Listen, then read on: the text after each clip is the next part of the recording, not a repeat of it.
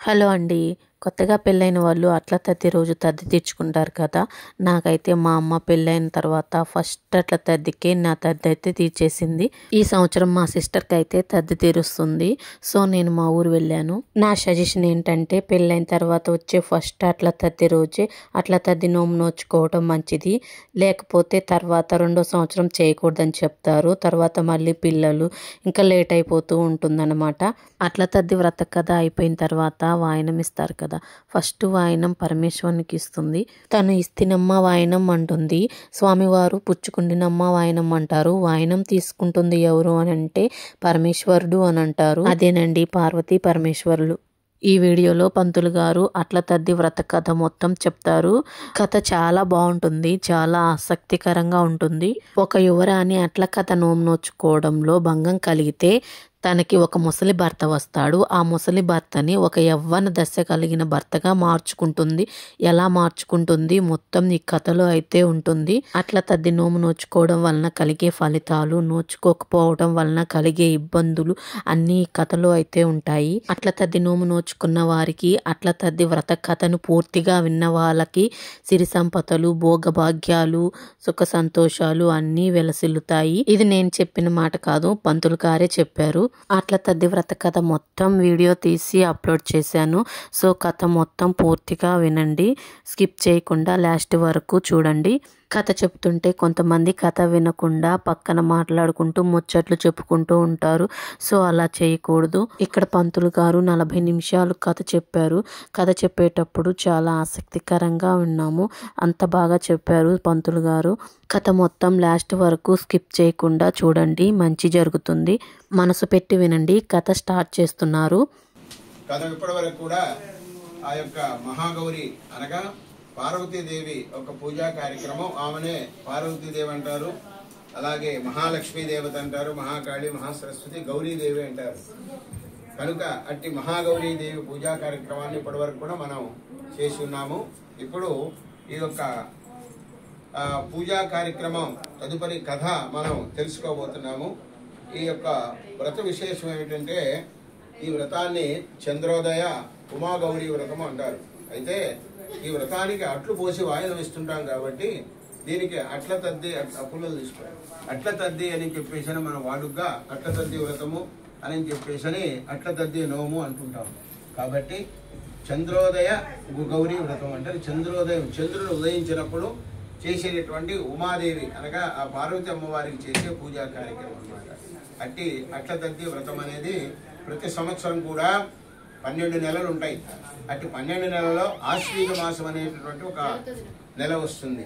ఆ ఆశ్వీజ మాసంలో శుక్లపక్ష పౌర్ణమి వెళ్ళినాక 3వ రోజున తదియ అంటారంటే 3వ రోజు. అట్టి తదయనాడు ఈ వ్రతాన్ని స్త్రీలు నోచుకుంటూ ఉంటారు. తెల్లవారుజామునే చక్కగా నిద్రలేచి కాలకృత్యములన్నీ కూడా తీర్చుకొని ఇంట్లో సూర్యోదయానికి లోపలనే అమ్మవారిని ఒక రాయి రూపంలో కానీ, పసుముద్ద రూపంలో కానీ, కలస రూపంలో కానీ స్థాపన చేసుకొని తెల్లవారుజామునే అమ్మవారిని స్థాపన చేసుకొని తోటి ముత్తైదువుల్ని ఒక 5గురిని కానీ, 9 మందిని కానీ, 11 మందిని కానీ వాయినాలు ఇవ్వడానికి ఏర్పాటు చేసుకోవాలన్నమాట. ఆ ఏర్పాటు చేసుకున్నటువంటి ముత్తైదువుల్ని పిలుచుకొని వచ్చి వ్రతం చేసినటువంటి అమ్మాయి వారికి అమ్మవారి గౌరీదేవి దగ్గర మరి వారికి ఆవాహనం చేయించి వారికి కూడా తలంటు స్నానము, నూతన వస్త్రాలు ఇచ్చి ధరింపజేసి వారు తెల్లవారుజామునే కొంచెం పెరుగన్నం తిని సూర్యోదయం అయినప్పటి నుంచి కూడా ఉపవాసం ఉండాలి. అనగా భోజనం చేయటం కానీ, పలహారం చేయటం కానీ లేకుండా ఉపవాసంగా ఉండి సూర్యాస్తమయం వరకు కూడా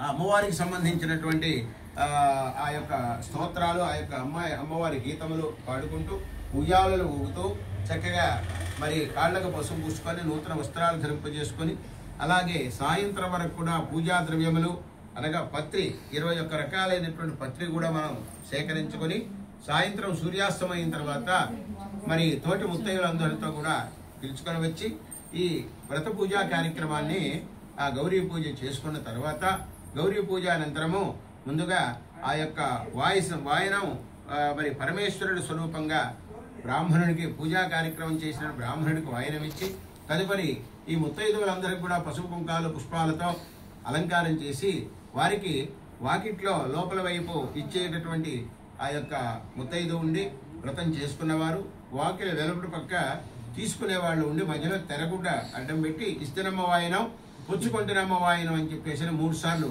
పలికి ఆ వాయన దానము చాటలో మనం వేసినటువంటి ఆ యొక్క పదార్థాలు ఏవైతే వాయనానికి సంబంధించిన అట్లు వాయనం ఉందో చాటల్లో పెట్టి పైన ఒక చాట కప్పి పైన ఇచ్చేవాళ్ళు చీరపు కొంగు కప్పి అడుగున తీసుకునేవాళ్ళు పైటి చెంగుతో తీసుకొని ఇస్తనమ్మ వాయనం అని ఇచ్చేవాళ్ళు అంటారు, పుచ్చుకొంటినమ్మ వాయనం అని తీసుకునేవాళ్ళని. ఈ వాయనాలు 5గురు కానీ 9 మంది కానీ 11 మందికి కానీ ఆ వాయన దానం ఇచ్చిన తర్వాత తదుపరి ఆ యొక్క చంద్రుడిని చూచి తదుపరి భోజనం చేయాలన్నమాట. ఇది ఈ వ్రతానికి, ఈ గౌరీ వ్రతము, చంద్రోదయ గౌరీ వ్రతం అట్లతద్ది వ్రతానికి చేసే నియమ నిబంధనలు అనమాట.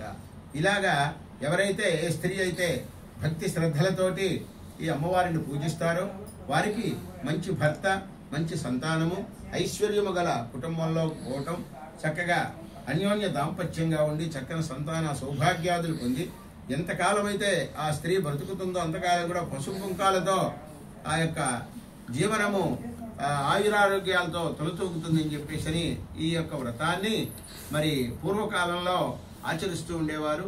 అదేవిధంగా ఈ వ్రతాన్ని అందరూ కూడా చేసుకుంటే సకల సౌభాగ్యాలు, సంపదలు, సౌఖ్యాలు కూడా చక్కని సంతానం కలుగుతుందనే వ్రతాన్ని ఆచరిస్తూ ఉంటారనమాట. అట్టి వ్రతాన్ని మరి ఈ చేసేటటువంటి వారు ఈ వ్రత కథను కూడా మరి వ్రతాన్ని ఎవరు చేశారు పూర్వకాలంలో, ఇది అసలు ఎలా ప్రారంభమైంది, ఎక్కడి నుంచి ఇది వచ్చింది అనే దాన్ని మనం ఇప్పుడు కథారూపంలో పెద్దలు ఋషీశ్వరులందరూ కూడా చక్కగా చెప్పి ఉన్నారు. అట్టి కథను మనము ఇప్పుడు తెలుసుకోబోతున్నాం. ఎందుకంటే వ్రతం చేసిన వారికి, భక్తి శ్రద్ధలతో చేసిన వారికి, కథ విన్నవారికి కూడా మరి గౌరీదేవి అనుగ్రహం వలన చక్కని సంతాన సౌభాగ్యాదులు, ఆయురారోగ్య ఐశ్వర్యాలు కూడా కలుగుతాయని చెప్పేసి కూడా చెప్పబడుతున్నది.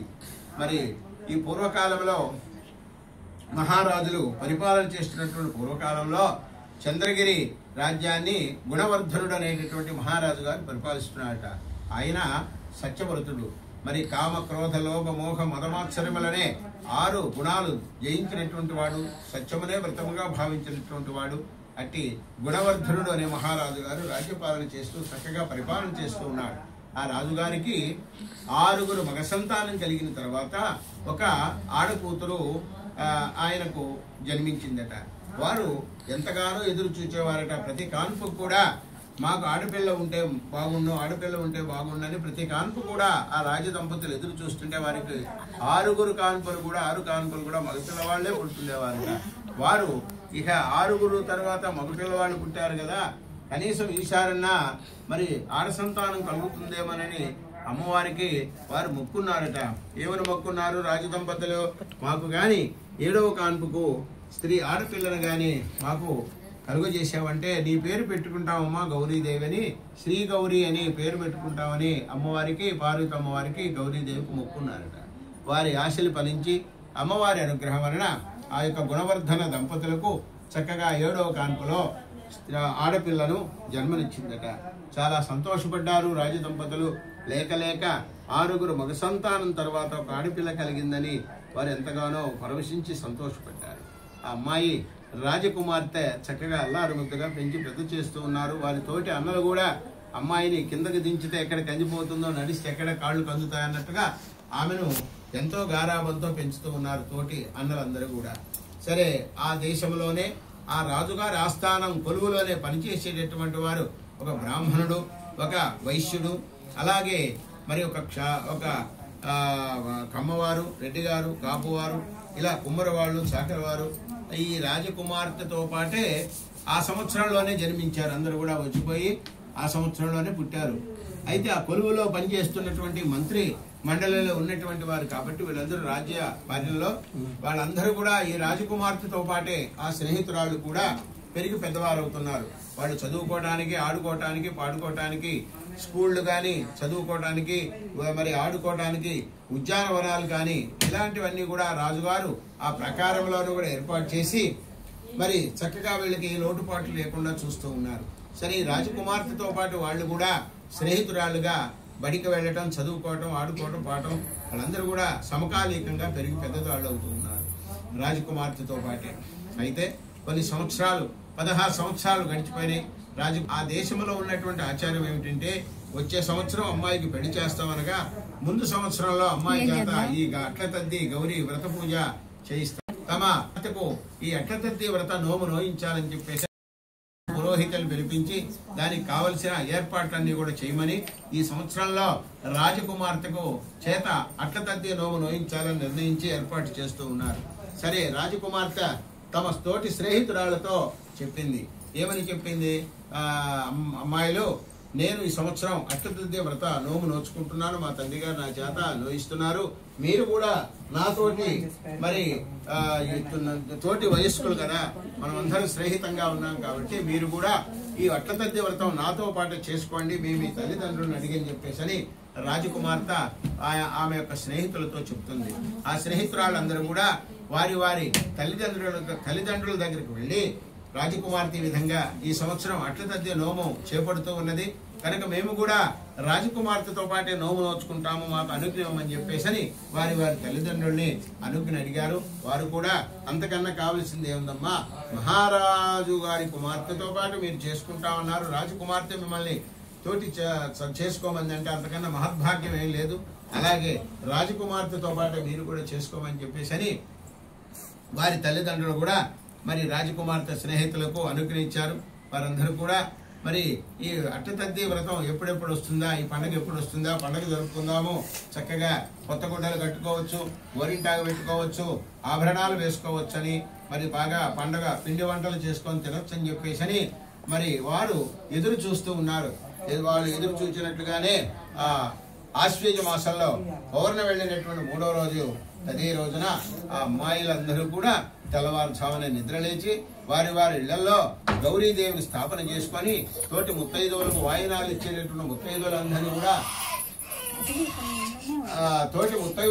కూడా మరి చక్కగా ఏర్పాటు చేసుకొని వారి వారి ఇళ్లలో గౌరీదేవిని స్థాపన చేసుకొని తెల్లవారుజామునంత పెరగనందని సూర్యోదయం అనం పట్టించి కూడా రాజకుమార్తెతో పాటు ఉపవాసం ఉన్నారు. తోటి స్నేహితురాళ్ళు రాజకుమార్తె కూడా ఆ రాజ ప్రకారంలోనే ఆ యొక్క ఉద్యానవనాల్లో విహరిస్తూ అమ్మవారి పాటలు పాడుకుంటూ అమ్మవారి యొక్క స్తోత్రం చేసుకుంటూ ఉయ్యాలలు ఊగుతూ ఎంతో ఉత్సాహంగా సంతోషంగా వారు ఆ యొక్క పండుగ వాతావరణాన్ని జరుపుకుంటూ ఉన్నారు. అయితే సాయంత్రం 4 గంటలు అయ్యేసరికి ఈ రాజకుమార్తె టయానికి తింటూ టయానికి నిద్రపోతూ ఉండే మనిషి కాబట్టి ఆ రోజున ఉపవాసం ఉండేసరికి బాగా మరి ఆకలికి ఉండలేక శోషొచ్చి ఉయ్యాలు ఊగుతున్నటువంటి రాజకుమార్తె ఆ ఉయ్యాల్లో నుంచి జారి కింద పడిపోయింది, సృహదెప్పి పడిపోయింది, మాటా పలుకు లేకుండా పడిపోయింది. అప్పుడు ఈ ఉయ్యాలలు ఊపుతున్నటువంటి రాజకుమార్తె తోటి అన్నలు ఉన్నారు కదా, ఆ అన్నలు కంగారు పడ్డారు. నా చెల్లెలకి ఏమైంది, మా చెల్లెలు ఇలా ఈ విధంగా మాటా పలుకు లేకుండా పడిపోయింది అని కంగారు పడి చెల్లెల మీద ఉన్నటువంటి ప్రేమ అనురాగం ఆప్యాయత వల్ల మా చెల్లెలు ఎక్కడ మాకు దక్కకుండా పోతుందనే భయంతో వెంటనే ఆ మహారాజు గారుతో చెప్పి రాజవైద్యుల్ని పిలిపించి ఆ రాజవైద్యుల చేత ఆ రాజకుమార్తెకు ఆ వైద్య పరీక్షలు చేయించారు. అయితే ఆ వైద్యుడు ఏమన్నాడంటే, అయ్యా మహారాజా, రాజకుమార్తె అల్లారు ముద్దుగా టయానికి తిని టయానికి నిద్రపోయినటువంటి సుకుమారంగా పెరిగింది కాబట్టి ఒకసారిగా పొద్దు నుంచి ఆహారం ఏమి తీసుకోపోయేసరికి ఆమెకు శోషొచ్చి త్వరగా పడిపోయింది. ఇప్పుడు ఆమెకు ఏమైనా కానీ ఆహారం పెట్టాలి, ఆహారం పెట్టకపోతే ప్రాణానికి ప్రమాదం వస్తుంది, అస్తమానమయ్యి చీకటి పడ్డ తర్వాత వ్రతం చేసుకొని వాయినాలిచ్చి భోజనం చేయాలంటే ఆ అమ్మాయి ప్రాణగండంగా ప్రాణ పరిస్థితి కూడా ఇబ్బందికరంగా ఉంటుంది, మీరు ఏమైనా సరే అమ్మాయికి ఇప్పుడు ఆహారం పెట్టండి అని చెప్పేసి వైద్యుడు సలహా ఇచ్చాడు. సరే, ఇంకా వైద్యుడు చెప్పిన తర్వాత తప్పదు కదా అని ఈ తోటి అన్నలకు కూడా ఉన్న భయం వల్ల, మా చెల్లెల మీద ఉన్న ప్రేమ వల్ల ఎట్టయినా సరే ఈమెకు ఇప్పుడు చంద్రుడిని చూపించి భోజనం పెట్టాలని అనుకొని ఆ యొక్క ఆవును ఒక దాన్ని తీసుకొచ్చి ఆవు ఎదురుగా ఆ కొమ్ముల మధ్యలో ఒక అద్దాన్ని ఏర్పాటు చేసి ఎదురుగా ఆరెంజత్త తగలబెట్టారు. తగలబెట్టేసరికి ఆ మంట వెళ్లి అద్దంలో మన చంద్రుడు ఉదయించినప్పుడు ఎలాగైతే గుండ్రంగా ఎరుపు రంగులో మనకు కనిపిస్తాడో ఆ అద్దంలో చంద్రుడు కనిపిస్తూ ఉన్నాడు అనమాట, ఆ మంటే చంద్రుడు లాగా. అప్పుడు ఆ అన్నలు వెళ్లి అమ్మాయి ముఖాన్ని నిడిచెల్లి ఆమె సృహలో నుంచి బయటికి రాగానే, అమ్మా అడుగమ్మా, చంద్రుడు ఉదయించాడు, చంద్రుడిని చూసి దండం పెట్టుకోమ్మా, వ్రతం పూర్తి చేసుకుని అన్నం తింటున్నామని చెప్పేసి చెల్లెలతో చెప్పారు. సరే, ఆమెకి విషయమంతా కూడా తెలియదు కాబట్టి నిజంగానే చంద్రోదయం అయింది, భోజనం చేద్దామనే ఆలోచనతో ఆమె కళ్ళు నిలుముకొని లేచి ఆ చంద్రుడిని చూసి దండం పెట్టి ఇంట్లోకి తీసుకువెళ్లారు. మందిరంలోకి తీసుకెళ్లి ఆ బ్రాహ్మణుడి చేత పూజా కార్యక్రమం అంతా కూడా పూర్తి చేయించి వాయినాలన్నీ కూడా ఇప్పించేసి అస్తమానం లోపలనే సూర్యుడు పొద్దుకోకముందే ఆ రాజకుమార్తెకు భోజనం పెట్టేశారు. వ్రతం పూర్తి అయిపోయింది.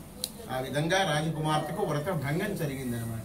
ఈ తోటి స్నేహితురాలు రాజకుమార్తెతో ఉన్నారు కదా, బ్రాహ్మలమ్మాయి, కోమట్లమ్మాయి, కమ్మవారమ్మాయి, కాపువారమ్మాయి, రెడ్డిగారమ్మాయి, చాకిలవారమ్మాయి, కుమ్మవారమ్మాయి, కుమ్మరివారమ్మాయి, వీళ్ళందరూ కూడా చక్కగా అస్తమానం దాకా ఉండి చీకటి పడిన తర్వాత ముత్తైదువులను పిలుచుకొని బ్రాహ్మణులు పిలుచుకొని పూజా కార్యక్రమాలు చేసుకుని వాయినాలు ఇచ్చి చంద్రుడిని చూచి ఆ తర్వాత భోజనం పూర్తి చేసుకున్నారు. ఆ సంవత్సరము రాజకుమార్తెతో పాటు స్నేహితురాళ్ళందరికీ కూడా అట్టతద్ది వ్రత నోము పూర్తి అయిపోయింది. మరుసటి సంవత్సరము ఈ 7 స్నేహితురాళ్ళందరికీ కూడా వివాహాలు అయిపోయింది. తోటి స్నేహితురాళ్ళందరికీ రాజకుమార్తెతో పాటు ఉన్న తోటి స్నేహితురాళ్ళందరికీ వాళ్ళ వయసుకు తగ్గవాళ్ళు, చక్కని వయసులో ఉన్నవారు, అందంగా ఉన్నవాళ్ళు భర్తలుగా వచ్చారు. రాజకుమార్తెకు మాత్రం ముసలివాడు, రోగగ్రస్తుడు భర్తగా వచ్చాడు. అప్పుడు రాజకుమార్తెకు దిగులు పట్టుకుంది. ఇదేమిట్రా భగవంతుడా, నా తోటి స్నేహితురాళ్లకు వాళ్ళ వయసుకు తగ్గవాడు భర్తలుగా వచ్చారు, నాకు మాత్రం ఈ ముసలివాడు కురూపి రూపము లేనటువంటి వాడు రోగగ్రస్తుడు భర్తగా వచ్చాడే, ఏమిటి పరిస్థితి, నాకు ఎందుకు ఇలా జరిగింది? మహారాజు కుమార్తె, నేను దేశాన్ని పరిపాలించే చక్రవర్తి కుమార్తెను, నాకు ఉన్న ఐశ్వర్యం కానీ వీళ్ళందరికీ కూడా ఏ విధం కూడా సరిపోరు కదా. అయినప్పటికీ కూడా ఈ వివాహ విషయంలో, భర్త విషయంలో ఇలా జరిగింది ఏందా అని ఆమెకు మనోవ్యాధి పట్టుకుంది. ఇక అక్కడి నుంచి ఆమె ఏంటంటే పెళ్లి అయింది, తాళిబొట్టు కట్టించుకుందే కానీ ఆమె ఆ రూములో ఒంటరిగా కూర్చొని మనోవ్యాధితో ఒకరు పిలిచినా పలకటం కానీ, అన్నం పెట్టితే తినటం కానీ, కనీసం నీళ్లు తాగమన్నా తాగటం కానీ, తల్లిదండ్రులు కానీ, తోటి అన్నలు కానీ, వదినలు కానీ ఎంతగానో బ్రతమలాడేవాడు. అయినప్పటికీ కూడా ఆమె వీడు పిలిచినా సరిగ్గా పలికేది కాదు, ఎప్పుడో పలికినా కూడా తినకుండా ఆమెను మౌనంగా ఉండేది. ఇలా నెలలు రోజులు గడిచిపోతూ ఉన్నాయి. వారు మా చెల్లెలకి ఇట్లా జరిగింది ఏందా అని వాళ్ళ అన్నలు కూడా ఎంతగానో బాధపడుతున్నారు, తల్లిదండ్రులు కూడా దిగులు పడుతున్నారు. సరే, ఇక ఏది ఏమైనా పరిస్థితి ఇలా ఉంది. రాజకుమార్తె ఆలోచన చేసుకుంది, నాకు ఈ విధంగా ఈ ప్రారంభం ఇలా ఎందుకు జరిగిందో ఆ పరమేశ్వరుని గురించి, ఆ శివుని గురించి తపస్సు చేసుకున్నాము. నా పరిస్థితి ఇంతేనా, ఎన్ని సంవత్సరాలున్నా కూడా మరి ఏదన్నా నాకు మార్పు ఉంటుందా లేదో తెలుసుకోవాలని చెప్పేసి అనుకున్నది. ఆ ఈశ్వరుని గురించి తపస్సు చేసుకోవాలని, ఇంట్లో నుంచి బయటికి పోవాలి, అరణ్యానికి పోయి తపస్సు చేసుకోవాలని నిర్ణయించుకుంది. అయితే ఎట్లా పోవాలి? తల్లిదండ్రులకు చెప్తే పంపించరు, అన్నలు పెడితే ఇంట్లో నుంచి బయటికి పోనీరు, కాపలా ఉంటారు, రక్షక భటులు ఉంటారు, కోటలో నుంచి బయటికి పోవాలంటే అయ్యే పని కాదని చెప్పేసి అనుకొని ఏం చేసింది, రాజుగారికి ఏదన్నా ప్రమాదకరమైనటువంటి యుద్ధాలు సంభవించినప్పుడు ప్రాణాలు రక్షించుకోవడానికి వాళ్ళకి సొరంగాలు ఉంటాయి. ఆ యొక్క మందిరంలో నుంచి సొరంగాలు కూడా వాళ్ళ అరణ్యాల్లోకి వెళ్ళిపోతారు. అలాంటి సొరంగాల మార్గం ఉండేవే. ఒకరోజు అర్ధరాత్రి పూట అందరూ కూడా వారి వారి అన్నలు వదిలలు వారి వారి మందిరాల్లో నిద్రిస్తున్నారు, తల్లిదండ్రులు నిద్రపోతున్నారు, అందరూ వారి నిర్మానుష్యంగా ఉన్నది. లేచి ఇక ఆ సొరంగ మార్గం గుండా నేరుగా అరణ్యంలోకి వెళ్ళిపోయింది రాజకుమార్తె. ఆ అరణ్యం కూడా అట్లున్నది, భయంకరంగా ఉన్నది. పెద్ద పెద్ద వృక్షాలు, పెద్ద పెద్ద కొండలు, కోనలు, సముద్రాలు, నదులు, నదాలతో, క్రూర మృగాదులు, పశుపక్షాదులతో భయంకరంగా చీమదూరటానికి కూడా సందులేనటువంటిగా ఉన్నదనమాట. అలాంటి అరణ్యంలో గుండా అమ్మాయి రాజకుమార్తె భయం లేకుండా, అదురు లేకుండా, బెదురు లేకుండా వెళుతూ ఉన్నదనమాట. రాయనక, రప్పనక, నీరనక, కొండనక వెళుతూ ఉండేసరికి కొంత దూరం వెళ్ళినాక 5 వస్తువులు మాట్లాడుకుంటున్నాయి. మన మనుషులు ఎలాగైతే మాట్లాడుకుంటున్నామో ఆ 5 వస్తువులు కూడా మాట్లాడుకుంటున్నాయి. ఏమని మాట్లాడుకుంటున్నాయి? ఆ వస్తువులు ఏమిటంటే మర్రి చెట్టు, మామిడి చెట్టు, పూల చెట్టు, అలాగే మల్లెపూల చెట్టు, అలాగే రోకళ్ళు, అట్ల పెనాలు, ఆవు దూడ. ఇవి 5 కూడా అనుకుంటున్నాయి. ఏమేమి మనం ఇక్కడ పుట్టి కూడా 30-40 సంవత్సరాల నుంచి ఇక్కడ ఈ విధమైన రూపాలతో ఉన్నాం. కానీ మనం ఎప్పుడు కూడా ఒక మనిషిని చూచరగము.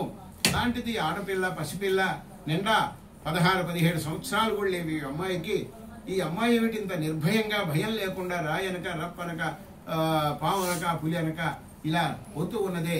ఎవరి అమ్మాయి, ఎక్కడికి వెళుతుంది, ఏంది ఈ అమ్మాయి, ఎందుకు వెళుతుందో కనుక్కుందామని వాళ్ళ ఆలోచనతోటి అమ్మాయి అమ్మాయి అమ్మాయిని కేక వేశారు. ఆమె ఒకసారి ఆగి వెనక్కి చూసింది. ఎవరున్నారు? మనుషులు పిలిచారు ఏమని అనుకుంది. ఆగి వెనక్కి చూసింది. ఎవరు కనపడకపోయేసరికి ఏదో భ్రమలో నాకు అలా అనిపించింది ఏమని అనుకొని ఇంకొంచెం దూరం వెళ్ళేసరికి అమ్మాయి అమ్మాయి ఆగమ్మ ఆగమ్మ, మేమే పిలుస్తున్నామమ్మా, ఇదిగో ఈ మామిడి చెట్టు, మల్లె చెట్టు, అక్కడి నుంచి రోకళ్ళు, అట్ల పెనాలు, ఆవు దూడమ్మ, మేమేనమ్మా పిలిచాము ఆగమని. ఇప్పుడు అటు చూసేసరికి వాళ్ళు, అమ్మా ఎక్కడికి వెళుతున్నావు తల్లి, ఎవరు నువ్వు, నీకేం కష్టం వచ్చింది, ఇంత నిర్భయంగా ఆడపిల్ల వెళుతున్నావు ఏమిటంటే ఆమె జరిగిన విషయం అంతా కూడా వాళ్ళతో చెప్పి అప్పుడు వాళ్ళు అన్నారు, అమ్మా నీ పట్టుదల, నీ యొక్క మొండితనం చూస్తే నిజంగా నువ్వు ఆ పరమేశ్వరుణ్ణి ప్రత్యక్షం చేసుకునేటట్టుగానే ఉన్నావు తల్లి. మా జీవితాలు కూడా ఇలా ఉన్నాయి. ఇక్కడ పోయిన జన్మలో మేము ఏం పాపం చేసుకున్నామో, ఏం కర్మ చేసుకున్నామో, ఈ జన్మలో మామిడి చెట్టుగా, మల్లి చెట్టుగా, రోకళ్ళుగా, ఆవు దూడగా అట్ల పినారు కాబట్టి ఈ విధమైనటువంటి మానవులు ఈ విధమైన బాధలు అనుభవిస్తున్నాం తల్లి. మామిడి చెట్టు బ్రహ్మాండంగా పూలు పూత పోస్తున్నది, కాయలు కాస్తున్నాయి, బాగా పండుతున్నాయి, రాళ్ళు ఎండిపోతున్నాయి. ఒక్క మనిషి కూడా దారిన పోయినట్టు కానీ తిన్నట్టు కానీ ఒక దేవుడి నైవేద్యానికి చేసినట్టు కానీ లేదమ్మా. పోయిన జన్మలో మేము ఏ పాపం చేసుకుంటే ఈ జన్మ వచ్చింది. ఈ జన్మలో నిరర్ధకమైనటువంటి అరణ్యంలో పండు ఫలాలు ఉంటాయి, ఎవరు తింటారు? మానవులైతే రోడ్డు పక్కనో ఊరి పక్కనో చెట్లు ఉంటే రైతు వచ్చి కొట్టపోయినా కూడా ఏదో ఒకటి దొంగతనంగా 4 కోసుకొని పోయి తింటుంటాం మనం. అలాగే మల్లె చెట్టు కూడా బ్రహ్మాండంగా విస్తరించున్నది అనమాట. బాగా పూలు పూస్తున్నాయి, బుట్టలు నేల రాలి ఎండిపోతున్నాయి. ఒక స్త్రీ ఆడుగూతురు పోయినట్టు తలలో పెట్టుకున్నాడు. దేవుడు పూజకు వినియోగించడం లేకుండా అక్కడే కూడా మానవ సంచారం లేని చోట పూలు చెట్టు పూసి ప్రయోజనం లేకుండా ఉన్నది. ఆ రోకళ్ళు కూడా ఇటు భూమి మీద కాకుండా అటు ఆకాశంలో కాకుండా నేల అంతర్మధ్యంలో ఆకాశంలో వేలాడుతున్నాయి మధ్యలో. మేమేం పాపం చేసుకుంటే ఈ జన్మ వచ్చిందో కనుక్కోమ్మ అంటాయి. ఆవు దూడ కూడా బాగా మల్లోతు గడ్డి, బాగా నీరు సెలయేరు ప్రవహిస్తూ ఉన్నది. తాగటానికి ఆ నోరు తెరుపుడు పట్టల్లా, మేత తినటానికి ఆ నోరు తెరుపుడు పట్టక అంబా అమ్మ అని అలమటిస్తూ అరుస్తూ ఆ అరణ్యంలో తిరుగుతూ అలమటించిపోయి ఆ అమ్మ అనే బాధపడుతూ ఉన్నాయి. ఈ యొక్క అట్ల పెనాలు కూడా బ్రహ్మాండం కింద మంట మండుతున్నది. పెనాలు ఎర్రగా కాగున్నాయి. మరి అక్కడ ఎవరైనా ఒక అప్పచ్చు చేసుకొని ఒక పిండి వంట చేసుకొని తిరిగానే ఎరగరు. ఈ విధమైనటువంటి జన్మ మాకు ఎందుకు వచ్చిందో, పోయిన జన్మలో మేము ఏం పాపం చేసామో కనుక్కోమంటాయి ఈ అట్ల పెనాలు, ఆవు దూడ, రోకళ్ళు, ఈ మాలి చెట్టు, మామిడి చెట్టు. అమ్మా నాకు కానీ ఆ పరమేశ్వరుడు ప్రత్యక్షమై నా బాధలు కానీ తొలగిస్తే మీ పరిస్థితి కూడా నేను ఆ పరమేశ్వరుడికి విన్నవించుకుంటాను. తప్పకుండా మీకు ఏదన్నా మార్గం ఉంటే నేను తెలియజేస్తానమ్మా, పరమేశ్వరుని అడుగుతానని చెప్పేసి వాళ్ళతో చెప్పి 5 వస్తువులతో ఆ రాజకుమార్తె ఇంకొంచెం దూరం వెళ్ళి ఒక సెలయేటి ఒడ్డుకు వెళ్ళి ఆ సెలయేటిలో చక్కగా తలస్నానం చేసి కూర్చొని పద్మాసనం వేసుకొని ఆ పరమేశ్వరుని గురించి తపస్సు చేసుకుంటుంది. పంచాక్షరి, శివ పంచాక్షరి, ఓం నమ శివాయ, ఓం నమ శివాయ, ఓం నమ శివాయ అంటూ శివ పంచాక్షరి నామాన్ని జపం చేస్తూ ఉన్నది. రోజులు, నెలలు, సంవత్సరాలు గడిచిపోయాయి. ఆ ఓం నమ శివాయ అనేటటువంటి ఆ శివనాదము కైలాసములో ఉన్నటువంటి కైలాసనాథుడు ఆ పరమేశ్వరుడి చెవులు పడింది. అప్పుడు పరమేశ్వరుడు తన దివ్య దృష్టితో చూచాడు. ఎవరు? ఈ యొక్క రాజకుమార్తె ఆ భూలోకంలో రాజకుమార్తె అరణ్యంలో నన్ను గురించి తపస్సు చేసుకుంటుందని ఆయన దివ్యశక్తితో చూచి, ఓహో ఈమెకి ఈ విధమైనటువంటి కష్టం వచ్చింది కదా, మరి ఆ కష్టాన్ని మరి తొలగింపజేసుకోవటానికి నన్ను గురించి తపస్సు చేసుకుంటుందని చెప్పేసి గ్రహించి ఆ యొక్క పార్వతీదేవి కూడా విషయం చెప్పి, పార్వతీదేవి మన భక్తురాలు మన కోసం అక్కడ తపస్సు చేస్తూ ఉన్నది, ఆమె తపస్సు ఫలించింది, మనం వెళ్ళి ఆమె కష్టాలు తొలగింపజేద్దాం పదమని చెప్పేసి పార్వతీదేవిని కూడా వెంట పెట్టుకొని ఆ యొక్క తన వాహనం ఉంది కదా, నంది వాహనం, ఎద్దు, ఆ ఎద్దు వాహనాన్ని ఎక్కి ఆ కైలాసము నుండి పరమేశ్వరుడు పార్వతీదేవుడు కూడా ఈ అరణ్యంలో ఈ రాజకుమార్తె ఉన్నటువంటి ఆ సెలయేటి ఒడ్డుకు వచ్చేసి దిగి ఆ పార్వతీ పరమేశ్వరులా కాకుండా మన మామూలుగా మానవుల్లాగానే భార్యాభర్తల్లాగానే వెళ్ళి ఆమె దగ్గరికి వెళ్ళారు. ఆమె కూర్చొని నిష్ఠతో ఆ ఓం నమ శివాయ అని తపస్సు చేసుకుంటున్న ఆమె దగ్గరికి వెళ్ళి అమ్మాయిని ఒకసారి పిలిచారు, 2 సార్లు పిలిచారు, 3వసారి వరకు పోయి అట తట్టి, అమ్మాయి లేమ్మా, ఎవరు నువ్వు ఇక్కడ ఎందుకున్నావు, ఏం తపస్సు చేసుకుంటావు? అప్పుడు ఆమె కళ్ళు తెరిచి మరి మన మానవులే అనుకుంటుంది, అయ్యా నా బాధలతోటి ఈ విధంగా నేను అరణ్యంలో తపస్సు చేసుకుంటున్నాను పరమేశ్వరుని గురించి, నా కష్టాలు తొలగింపజేసుకోవడానికి నా తపస్సు భంగం చేస్తున్నారు, మీ దారిని మీరు పోకూడదటయ్యా, మీరేమన్నా నా కష్టం తీరుస్తారా, తీర్చేవాళ్ళ, అడుగును పడితే లేవ తీసేవాళ్ళ, మీకెందుకయ్యా నా తపోభంగం చేశారని చెప్పేసి బాధపడుతుంది. అప్పుడు పరమేశ్వరుడు పార్వతీదేవి తమ నిజస్వరూపాలు చూపించి, అమ్మా నువ్వెవరి కోసమైతే ఇన్ని సంవత్సరాల నుంచి తపస్సు చేస్తూ ఉన్నావో ఆ పార్వతీ పరమేశ్వరుని నేనేనమ్మా శివుణ్ణి అని చెప్పేసి తన దివ్య రూపాన్ని చూపిస్తాడు. అప్పుడు ఆయన కాళ్ళ మీద పడి నమస్కారం చేసుకుంటుంది అమ్మాయి రాజకుమార్తె. ఏందమ్మా నీకు వచ్చిన కష్టం ఏంది చెప్పు తల్లి, ఇంత అరణ్యంలో ఆడగూతురువి, ఇంత ఇబ్బంది పడుతూ ఇంత తపస్సు చేశావు, ఏంటి నీకు వచ్చిన కష్టం అంటే, స్వామి నీకు తెలియదు ఏముంది స్వామి, మహానుభావ సర్వాంతర్యామివి, ఈ జననానికి మరణానికి కారణమైనటువంటి వారు మీరు బ్రహ్మ విష్ణు మహేశ్వరుడు, సృష్టి స్థితి లయకారకుడవు అని చెప్పేసి నా పరమేశ్వరుని ప్రార్థించి, స్వామి ఈ విధంగా నాకు ముసలివాడు రోగగ్రస్తుడు భర్తగా వచ్చాడు, నా తోటి స్నేహితురాలకు వాళ్ళ వయసుకు తగ్గ వాళ్ళు వచ్చారు. నేను చేసిన కర్మ ఏమిటి, పాపం ఏమిటి, మా వాళ్ళు చేసిన పుణ్యం ఏమిటో నాకు అర్థం కాలేదు. నా కష్టం తొలగింపు చేసుకోవడానికి మిమ్మల్ని గురించి తపస్సు చేసుకున్నాను స్వామి. నా భర్త పరిస్థితి ఏమిటి, నా పరిస్థితి ఏమిటి, నా జీవితం ఎలా తెల్లవారాలని చెప్పేసి అడుగుతుంది. అప్పుడు పరమేశ్వరుడు చెప్తాడు, తల్లి రాజకుమార్తె, నీవు అట్ల తద్ది వ్రత నోము నోయించారు నీ అన్నదమ్ములు, నీ తమ్ములు, నీ తండ్రి వారు. అయితే నువ్వు సుకుమారంగా గారాభంగా వేళకు తిని వేళకు నిద్రపోయిందానివి కాబట్టి ఒక్కసారిగా ఉపవాసం ఉండేసరికి ఆ ఉపవాసంలో ఆకలికి తట్టుకోలేక నీవు సృహదప్పి పడిపోయినావు. నీ తోటి అన్నలు నీ మీద ఉన్న ప్రేమ వల్ల, అజాజ్యమైన ప్రేమ వల్ల నా చెల్లెలు మాకు ఎక్కడ దక్కకుండా పోతుంది అనేటటువంటి ఒక భయంతో నీకు కృత్రిమంగా చంద్రుని చూపించారు. ఆవు కొమ్ములకు అద్దం కట్టి ఆరోగ్యం తగలబెట్టి అద్దంలో చంద్రుని చూపించి సూర్యాస్తమయం కాకముందే నీకు భోజనం పెట్టేశారు తల్లి. అందువల్ల వ్రతభంగం అయింది. అయితే నీకు తెలిసైనా తెలియకపోయినా వ్రతభంగం జరిగింది కాబట్టి ఆ వ్రతం మనం ఎందుకు చేసుకుంటాం? మనం చక్కగా ఆయురారోగ్య ఐశ్వర్యాలతో ఉండాలని, మంచి భర్త, మంచి సంతానం, ఐశ్వర్యం, దీర్ఘ సుమంగళయుతంగా ఉండాలని ఏ పూజ చేసినా, ఏ నోము నోసినా, ఏ వ్రతం చేసినా కూడా. కాబట్టి ఇక వ్రతం చక్కగా చేసుకోలేకపోయినా వ్రతభంగం జరిగింది కాబట్టి నీకు కూడా ఏ ఫలాన్ని ఆశించావో ఆ ఫలం నీకు దక్కకుండా వృధాగా దక్కినా కూడా ఉపయోగం లేనటువంటి ముసలివాడు రోగగ్రస్తుడు భర్తగా వచ్చాడమ్మా. నీ తోటి స్నేహితురాళ్ళంతా కూడా అస్తమానం దాకా ఉండే ఆ పూజా కార్యక్రమాన్ని చక్కగా చేసుకొని వాయినాలు ఇచ్చేసి భోంచేశారు. వారు వ్రతాన్ని చక్కగా ఏ లోపం లేకుండా కూడా శక్తి కొలది చేసుకున్నారు. వాళ్ళ వయసుకు తగ్గ వాళ్ళ భర్తలుగా వచ్చాడమ్మా. నీవు చేసుకున్న ఈ వ్రతభంగం వల్ల ఇలాంటి పరిస్థితి నీకు వచ్చింది, ఆ ఫలితం వచ్చింది. స్వామి, నాకు తెలియక చేశాను, కానీ నాకు స్వయంగా నాకు తెలిసి చేయలేదు కదా. మా అన్నలు చేసినటువంటి ఈ పొరపాటుకు నాకు శిక్ష పడింది. నా పరిస్థితి ఏమిటి మరి? ఇలాగే నా జీవితం ఆ ముసలి భర్తతో రోగగ్రస్తులతో వెళ్ళిపోవలసిందేనా? ఏదైనా మార్పు ఉంటుందా చెప్పమని అడుగుతాను. అప్పుడు ఆ పరమేశ్వరుడు చెప్తాడు, తల్లి నీ అవిరళమైనటువంటి నీ భక్తి శ్రద్ధ, నీ యొక్క తపస్సు చేత నీవు ఆ కష్టాన్ని తొలగింపజేసుకున్నావు తల్లి. నీ తపస్సు ఎప్పుడైతే చేశావో ఆ తపస్సు ఫలితమే నీకు కష్టాలు తొలగింపజేస్తుంది. కనుక నీ భర్త మరలా నీకు నీ వయసుకు తగ్గవాడుగా, మంచి అందగాడుగా, మంచి యువరాజుగా నీకు మారతాడు. వచ్చే ఆశ్వీజ మాసంలో మరలా అట్ల తద్ది గౌరీ వ్రతాన్ని నీవు చేపట్టి ఆ నోము నోచుకో. ఆ రోజుకి నీ భర్తకు నీవు ఆ వ్రత ప్రభావం వలన నీ భర్తకు ఉన్న దోషం పోతుంది, ఆ రోగం పోతుంది, ఆ ముసలితనం పోతుంది. నవ యౌవనమైనటువంటి యువరాజుగా నీకు నీ భర్త నీకు లభిస్తాడని చెప్తారు. అప్పుడు అమ్మాయి అంటుంది, రాజకుమార్తె, మరి స్వామి ఆ రోజున 10 మందిలో ముసలివాడి చేత తాళిబుట్టి కట్టించుకున్నాను కదా రోగగ్రస్తుడి చేత. ఈ రోజున మళ్ళీ ఇంకొక వాడిని చూస్తే నేనేదన్నా వాడిని వదిలేసి ఇంకొక వివాహం చేసుకున్నానని లోకం నిందిస్తుందేమో. మరి నింద నాకు ఎలా రాకుండా పోవాలంటే, లేదమ్మా రాజకుమార్తె, నువ్వు వ్రతం చేసే రోజు మేమిద్దరం వస్తాం. పార్వతీ పరమేశ్వరుడు ఆది దంపతులుగా మీ దగ్గరకు వచ్చి, బ్రాహ్మణ దంపతులుగా వచ్చి పూజా కార్యక్రమం మేమే చేయించి వాయినాలు కూడా తీసుకొని ఈ విషయం అంతా కూడా సభలో మేము చెప్తాము.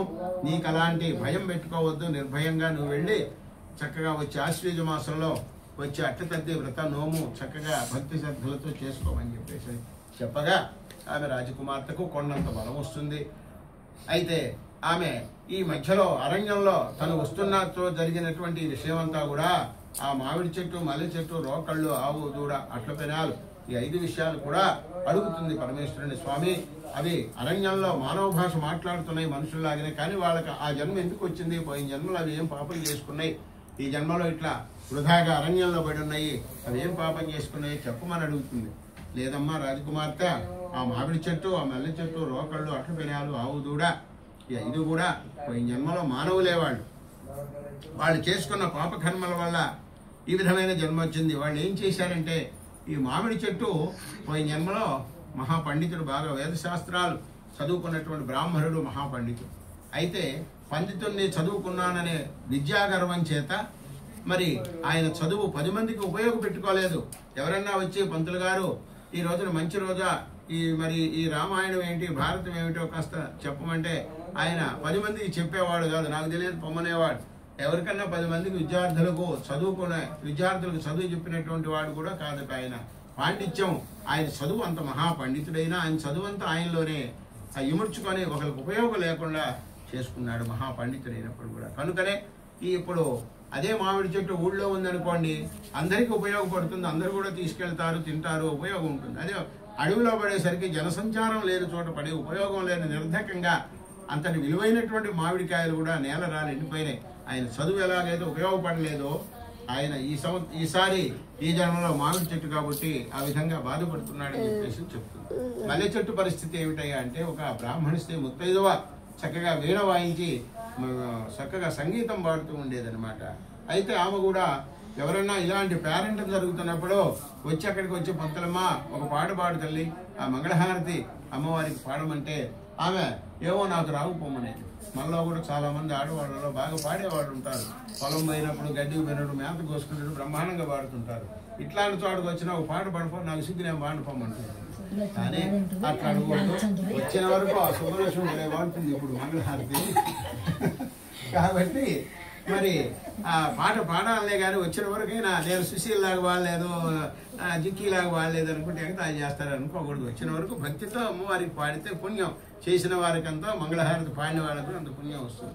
కనుక బ్రాహ్మణ ముత్తైదువ తక్కువ సంగీతం మంచి విద్యావంతురాలు అయినప్పటికీ కూడా, సంగీత విద్వాంసరాలు అయినప్పటికీ కూడా మరి ఆ యొక్క ఆ సంగీతాన్ని నలుగురిలో పాడకుండా 10 మందికి ఉపయోగపెట్టకుండా చేసుకుంది. కనుక ఈ జన్మలో మల్లి చెట్టుగా అడవిలో పుట్టి బుట్టలు బుట్టలు పూలు పూసి నేల రాజు వెళ్ళిపోతున్నాయి కానీ ప్రయోజనం లేని జన్మ అయిపోయింది అన్నమాట. అలాగే రోకళ్ళు కూడా ఇద్దరు అత్తాకోడళ్ళు ఇట్నే కోడలకు తదిరించడానికి అత్తగారు కోడలు ఇద్దరు కూడా రోటి దగ్గర పిండి దంచారు. దంచిన తర్వాత ఆ రోకళ్ళు పొన్నులు ఎప్పుడైనా కూడా ఇనుము నేల తగలాలి, కర్ర పైకి ఉండాలి. కానీ వాళ్ళు ఏం చేశారు, ఆ ఇనుము పైకి తిప్పారు, ఆ ఇనుము నేలకు తగిలించారు, ఆ కర్ర పైకి ఎత్తి పెట్టారు. కాబట్టి ఆ దోషం వల్లనే వాళ్ళు ఈ జన్మలో అట్లా ఆ యొక్క రోకళ్ళుగా పుట్టి ఆకాశంలో కాకుండా నేల మీద కాకుండా మధ్యలో వేలాడుతూ ఉన్నారనమాట. సరే, ఈ యొక్క అట్ల పెనాల సంగతి ఏమిటయ్యా అంటే ఇట్టనే కోడళ్ళు తద్ది తీర్చాలని చెప్పేసి అత్తగారు ఆలోచన చేసుకుందట. మరి ఇద్దరు కూడా వారం రోజుల ముందు మరి అట్ల తెద్దంటే 10 మందిని ముత్తైదులు పిలుచుకుంటాము, అట్లు పోస్తాము, వాళ్ళకు ఎట్లన్నీ తల 11 9 వాయినాలు ఇవ్వాలి, ఇవన్నీ చాలా శ్రమ కదా. అన్ని పాపం వారం రోజులు చేసుకుని ఇద్దరు ఎదురు కూర్చొని అట్లు పోసుకుంటున్నారు. అప్పుడు కోడలు చెప్పిందట, అత్తకు ఒక ఉపాయం చెప్పిన అత్త నేను ఒక ఉపాయం చెబుతాను, అటు చేద్దామా అందట. ఏంది కోడలు చెప్పుందంటే ఏం లేదట, ఆ సుబ్బమ్మ నా పుల్లమ్మని ఆ సుబ్బలక్ష్మి వీళ్ళందరినీ పిలిచి తలా 11 ఇస్తే నడువులేరుగా మనం పోస్తే వాడు తీసుకొని పోతుండే, మనకు శ్రమే కానీ ఏముంది, ఇది మన ఇద్దరం ఎట్లా ముత్తైదులే కదా, మన ఇద్దరమే ఈ వాయినాలను తీసుకుంటే ఒక వారం 10 రోజులు లక్షణంగా తినొచ్చు కదా ఇప్పుడు అనుకోకుండా అని చెప్పేసి ఆ కోడలు అత్తకి చెప్పిందట ఉపాయం. భలే దాని కోళ్ళ, నేను 4 ఏళ్ళకి పెద్ద 10 ఏళ్ళకి పెట్టి దాన్ని వచ్చినావు కాబట్టి బ్రహ్మాండంగా ఉంది నీ ఆలోచన, అట్టే చేద్దాంలే కానీ మందట అత్త కూడా కోడలతో. సరే ఇద్దరు అనుకొని ఆ పోషణ అట్లన్నీ బ్రాహ్మణుడు లేడు, ఇంకో పోతురాజు కూడా లేడు, మొత్తానికి వాళ్ళిద్దరే వాయినాలు తీసుకున్నారు. పొన్ను కిందకి పైకి పెట్టాలి, కొయ్య నేల తగలాలి. అట్లా కాకుండా వాళ్ళు పొన్ను నేల తగిలించారు. ఆ దోషం వల్ల అట్లా జన్మ వచ్చిందంటారు. అలాగే అత్త కోడళ్ళు ఇద్దరు కూడా వాయినాలు బయట వాళ్ళని పిలిచి దానం ఇస్తే సొమ్ము పోతుందని చెప్పేసి వాళ్ళిద్దరే ఇస్తేనమ్మ వాయనం పుచ్చుకుంటేనమ్మ వాయనం, ఇస్తేనమ్మ వాయనం పుచ్చుకుంటున్నాను అవన్నీ వాయనే తీసుకొని ఆ విధంగా ఆ వ్రతాన్ని పూర్తి చేసుకున్నారు. కానీ ప్రయోజనం లేనటువంటి ఆ కార్యక్రమం, ఎందుకంటే ఇవన్నీ కూడా ఆ దానం ఇస్తే ఆ దోషం పోతుంది, వాళ్ళకు ఆ చేసినటువంటి వాళ్ళకి ఆ పుణ్యం కలుగుతుంది, ఫలితం వస్తుందని ఇవన్నీ చేస్తాం. కాబట్టి వాళ్ళు అలా కాకుండా వాళ్ళిద్దరే తీసుకున్నారు. కాబట్టి ఈ జన్మలో అట్లు పినాలు కాబట్టి అరణ్యంలో అడవిలో ఆ విధంగా జగద్ధాయమానంగా మండిపోతున్నారు. ఈ విధంగా జన్మ వచ్చిందని చెప్తాడు. సరే, రోకళ్ళ ఆవు దూడ విషయం ఏమిటయ్యా అంటే ఇట్లనే అత్తాగోడలు ఆవు దూడని మేపుతున్నారు. పెళ్ళైన కొత్తలో అత్తాగోడలు భలే ఉంటారు. కోడలు ఏదైనా చీపురు తోటి చెమ్మ పోయినా అంటుదాం, కానీ ఇప్పుడు నువ్వు కూర్చోపో, మంచం మీద కూర్చోపో, నేను చేస్తానులే అంటుంది ముందు అత్త 6 నెలల పాటు. 6 నెలలు అయిన తర్వాత ఇంటికి వచ్చిన వాడు దాన్ని ఎంత బలిసిందో చూడేవారు, నేనే చెబుతుంటే దాన్ని తీగ్గా మహారాణాలు మంచం మీద కూర్చోండి, ఒక పని చేయదు అదే చెప్పేసి నీకు సాడీలు చెబుతుంటున్నాను.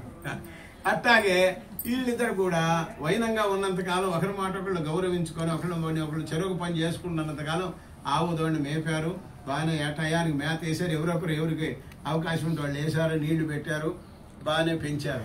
అయితే 6 నెలల తర్వాత పేచీ పెట్టింది. ఇద్దరు పేచీలు పెట్టుకున్నావు, నువ్వు కొసువు చెమ్మమంటే నువ్వు నీళ్లు తోడు, నువ్వు ముగ్గేసి రమ్మంటే నువ్వు అంటు తోవమంటే ఈ వంతులు పెట్టుకొని ఆ పనులు చేయకుండా ఈ ఆవు దగ్గరకు వచ్చేసరికి కూడా పేచి పెట్టుకున్నారు.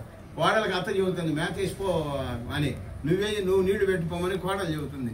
ఒకరి మీద ఒకరు వంతులు పెట్టుకొని ఆవుకి మేత వేయలేదు, నీళ్లు పెట్టలేదు.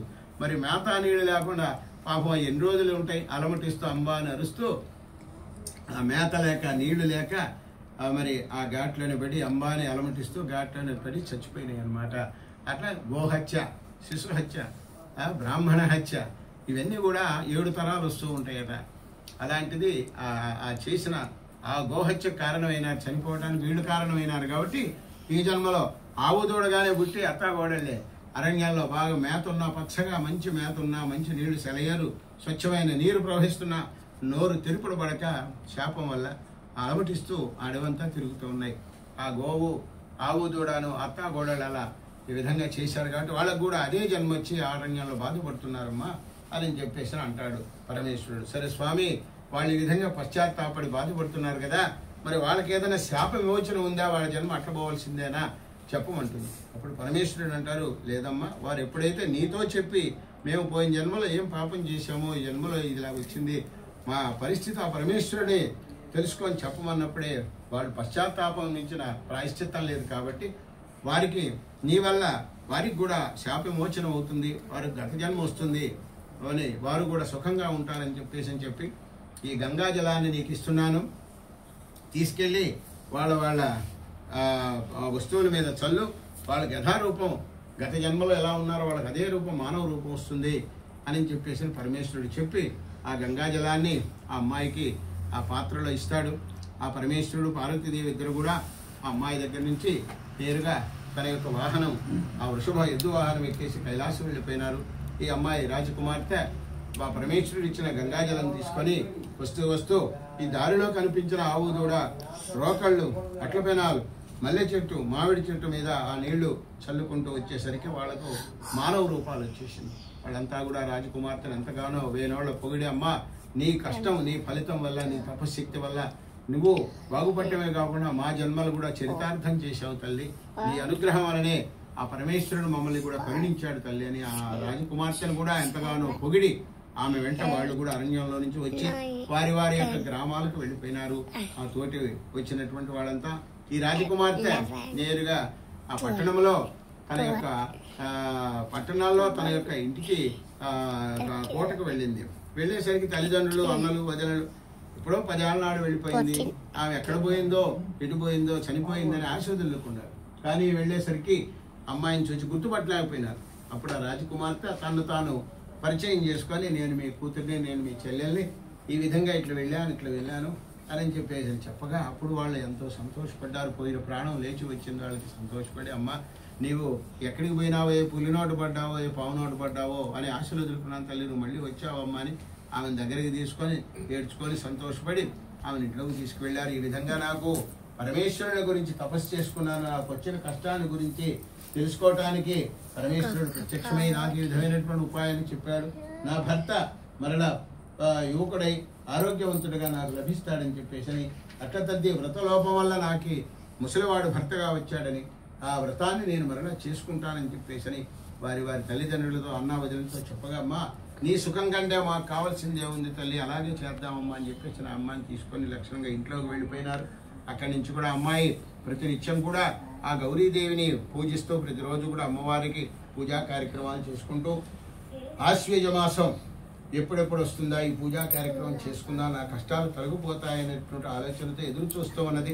రాజకుమార్తె ఎదురు చూసినట్లుగానే ఆశ్వేజ మాసం పౌర్ణమిడైనటువంటి 3వ రోజున ఆ యొక్క అట్ల తదే రోజున ముత్తైదవులను పిలుచుకొని ఆ యొక్క గౌరీదేవిని స్థాపన చేసుకొని చక్కగా పూజా కార్యక్రమాలు చేసుకొని పగలంతా కూడా అమ్మవారి యొక్క ఆ గౌరీ స్తోత్రాలు పారాయణం చేసుకుంటూ ఆ పత్రి అవన్నీ కూడా తెచ్చుకొని సూర్యాస్తమైన తర్వాత తోటి ముత్తైదులందరూ కూడా పిలుచుకొని తన యొక్క రాజమందిరంలో పూజా కార్యక్రమానికి అన్ని ఏర్పాట్లు కూడా పూర్తి చేసుకుంటుంది రాజకుమార్తె. అప్పుడు పార్వతి పరమేశ్వరులు నేరుగా కైలాసం నుంచి వచ్చి ఆ బ్రాహ్మణ దంపతుల్లాగా ఆ అమ్మాయి దగ్గర కూర్చొని ఆ పూజా కార్యక్రమం అంతా కూడా చక్కగా అమ్మాయి చేత చేయించి పూజా కార్యక్రమం అయిన తర్వాత ఆ పరమేశ్వరుడు ఆ రాజకుమార్తె భర్త ఆ గదిలో ఆ ముసలితనంతో కుష్ఠవ్యాధితో బాధపడుతున్నటువంటి రోగగ్రస్తులైన భర్తను పన్నీటి స్నానం చేయించి తీసుకురమ్మని చెప్తాడు.